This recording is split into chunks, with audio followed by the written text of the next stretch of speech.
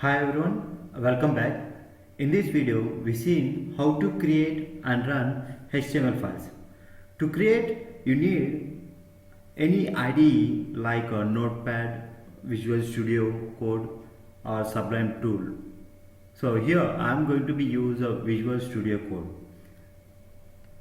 So for which you can take a new file and save it with a .html or a .html extension. So you can use either of these .html or .htm. So here is my file name, that is the first web page. So every HTML document starts with a HTML tag and ends with a /html. So which consists of a head section and the body section is there. So in the head we have a mandatory tag that we called as a title, so which shows the title of our web page, so which will look at the top left corner of our web page. Okay,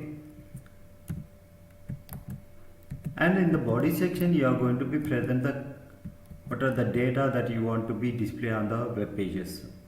So here this is my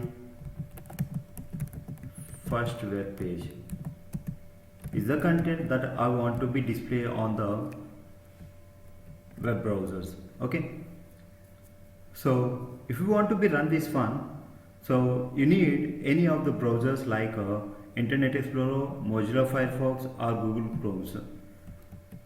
So if you want to be run this one, so go through your saved location where you are going to be observe your file with a browser icon.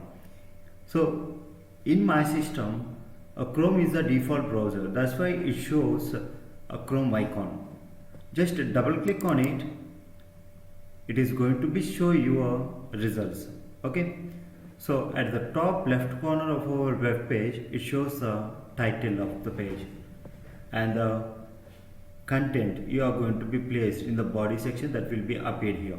Okay, so a body consists of three different kinds of attributes are there. So with the help of those attributes you are going to be change its behavior, that means web page behaviors.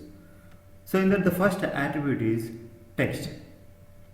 The purpose of text attribute is to change the color of the text that is going to be displayed on the web pages. So by defaultly it shows in a black color. So if you want to be change the color, you can use the text attribute. So for which you can assign either color name or color code as a value to the text attribute. Here I use a color name to the text attribute. Let us run this one. Just refresh your page, it shows your results. See here, the web page content is going to be turned into the blue color. Okay, or you can also assign a color code. Here the color code probably we use a 6-digit hexadecimal code which starts with a hash sign, say FF0000, so which is a color code of red. Okay, so let us run this one. See, your web page content is turned into the red color. Okay, now coming to the other attribute of body is BG color, so which stands for background color, which means it is going to be change the background color of our page. So the default background color is white.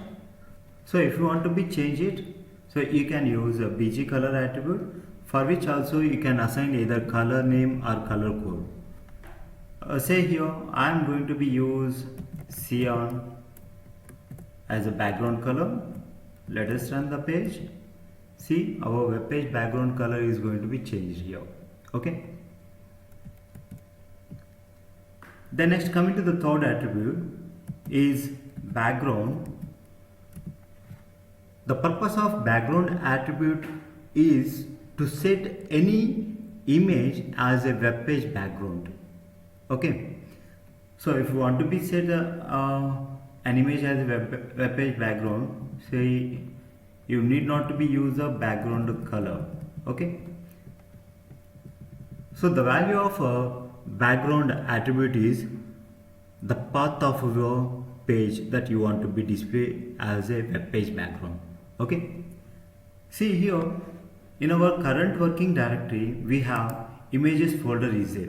Okay, so under which we have two different kinds of pictures are there, so you can place any of the picture as a web page background. See here in the current working directory we have images folder under which we have html.png file. Okay, now let us refresh our page, so which shows the result. Okay, see here as a web page background we observe that image, that is html.png image as a web page background. Okay, so here the image is having the less resolution than the our web page, means it is going to be displayed in a tile format, which means it is going to be iterate the x direction and y direction. Okay, so these are the widely used attributes of body tag. So that's it about this session. See next video. Thank you.